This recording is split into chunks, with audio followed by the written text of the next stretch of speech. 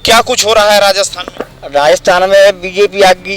हथकंडे लग रहे हैं ठेकेदारों के, इनकम टैक्स के, सब पे रेड पड़ेगी। है कि भ्रष्टाचार सिर्फ भारत से नहीं दुनिया से खत्म करना है, इसलिए बीजेपी लानी है। और जो 2000 की किस्त जो किसानों को मिली उससे बड़ी राहत मिली है और इसी को ये अचीवमेंट सबसे बड़ा मानते हैं मोदी सरकार का।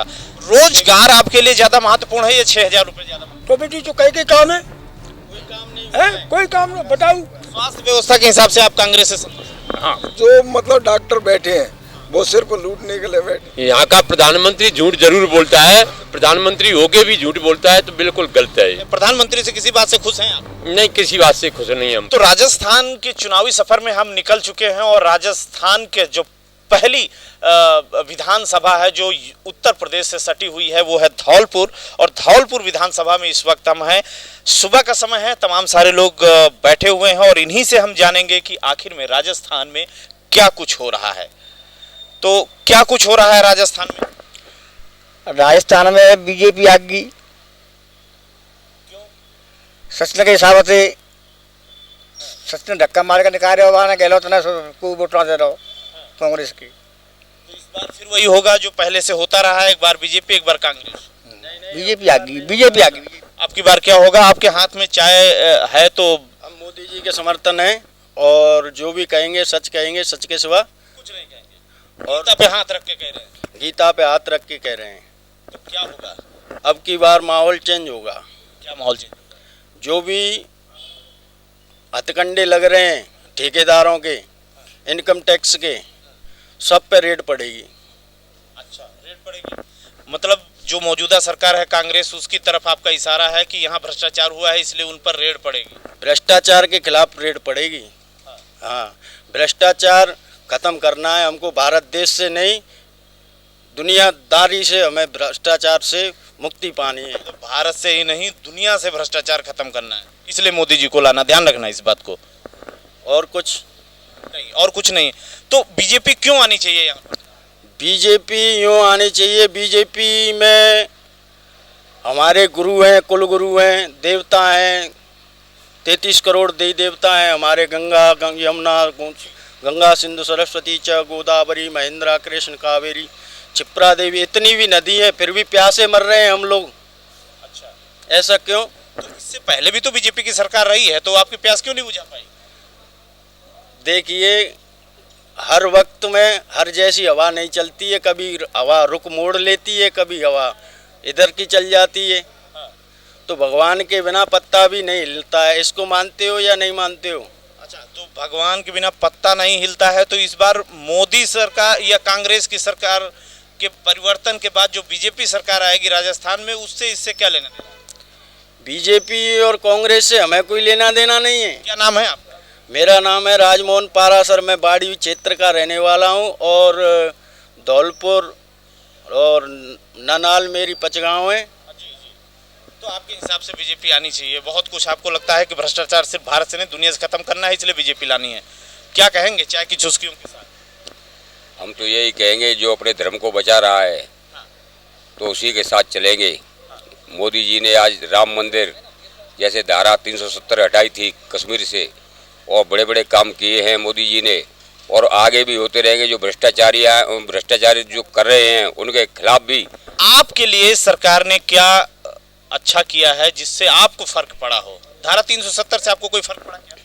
क्यों फर्क क्यों नहीं पड़ेगा? अपना भारत का वो तो वहाँ पर झंडा तो फहराया है नहीं। वहाँ पर तो आतंकवाद बहुत ज्यादा था जो मोदी जी ने। अब आतंकवाद खत्म हो चुका है? खत्म हो चुका आपके हिसाब से? आपके हमारे हिसाब से। और विकास की वो कौन सी बातें हैं जिनको आप गिनाना चाहें? विकास की बात है, देखो अपने मोदी जी ने जो 2-2 हज़ार की जो किस्तें देते हैं, उनसे जो आम आदमी है उसको बहुत बड़ी राहत मिली है। और जैसे गेहूं अपने फ्री में देते हैं, उनसे भी बहुत राहत मिली है लोगों को। गेहूं और जो 2000 की किस्त जो किसानों को मिली उससे बड़ी राहत मिली है और इसी को ये अचीवमेंट सबसे बड़ा मानते हैं मोदी सरकार का। वो कौन से बड़े परिवर्तन मोदी सरकार ने राजस्थान के लिए किए हैं, उनमें से 2-3 चीजों के कोई नाम गिना देंगे? नहीं, आप नहीं ना। हाँ, और मोदी सरकार का मेरे को तो ये समझ लो कि जो भी कार्य चल रहा है मोदी जी का बहुत। जब आपसे बात कर रहे थे तब आपका था। हाँ, और लोगों के मन में मोदी जी की चाहत है। मोदी जी ने अपने दो तीन काम गिनाइए। 2-3 काम अपने तो ये 6,000, हाँ जो वर्ष में 6,000 रुपये मिलते हैं उनसे बहुत बड़ी राहत मिलती है लोगों को। और जो गेहूँ मिलता है, जो पेंशन मिल रही है।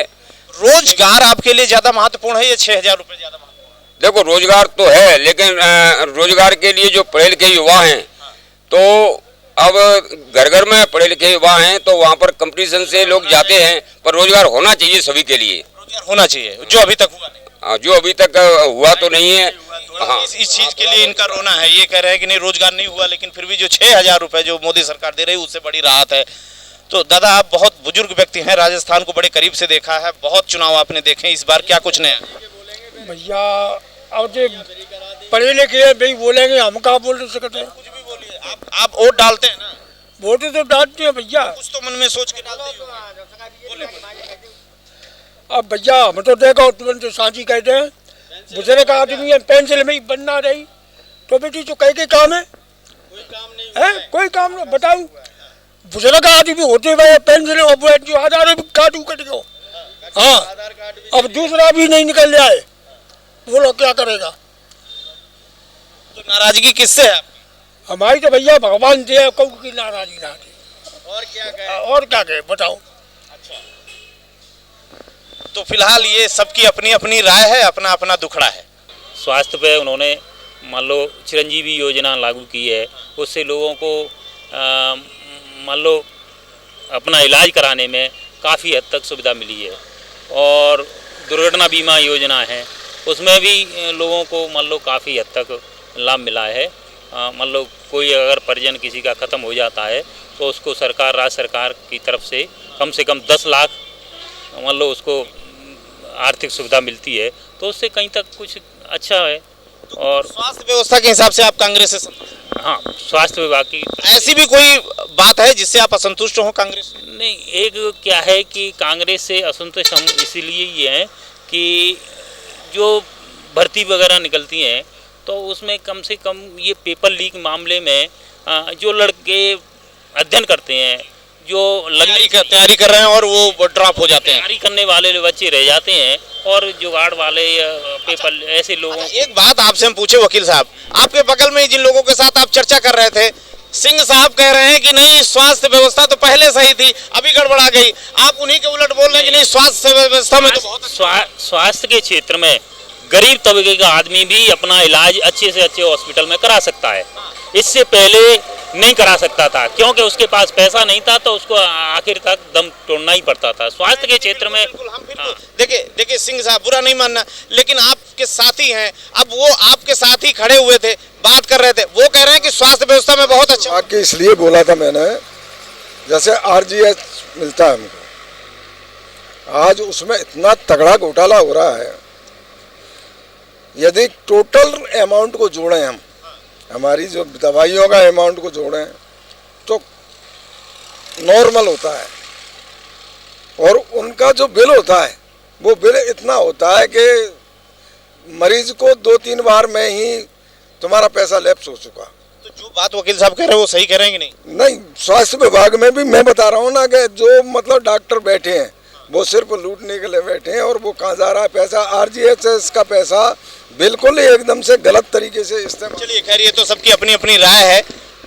कांग्रेस भी है और भारतीय जनता पार्टी भी है, लेकिन सब एक साथ भी है।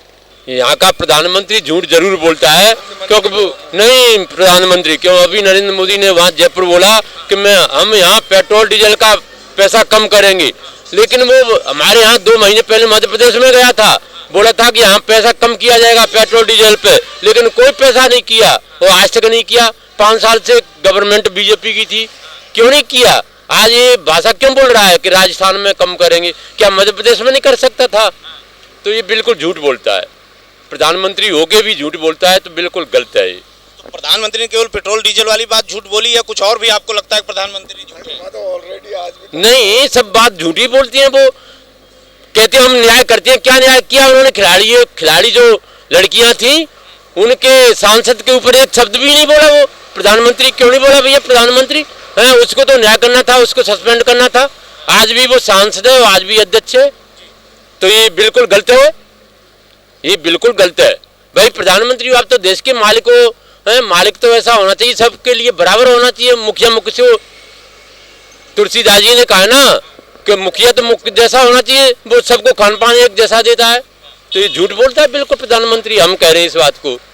पेट्रोल डीजल पर प्रधानमंत्री मोदी झूठ बोल रहे हैं। जो पहलवानों पे हुआ वहां पर उन्होंने कुछ नहीं बोला, चुप्पी साध ली। आपके हिसाब से प्रधानमंत्री झूठ बोलते? और भी कुछ है? प्रधानमंत्री से किसी बात से खुश हैं आप? नहीं, किसी बात से खुश नहीं हम प्रधानमंत्री। क्या नाम है आप? राजेंद्र शर्मा जखौदा।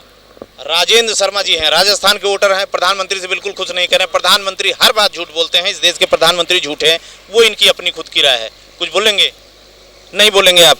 तो फिलहाल सबकी अपनी अपनी राय।